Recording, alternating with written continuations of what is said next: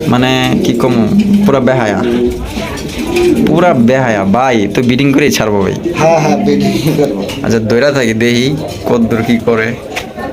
অবশ্য এগুলো দেখতে ভালোই লাগতেছে, এরকম কবুতর যদি সামনাসামনি করে কেনার চাহিদাটাও বাড়ে, আসলে মানুষ বুঝতেও পারে। এই যে দেখেন, এই স্লিপ কাটলো, আর চেষ্টা চালায় যাও।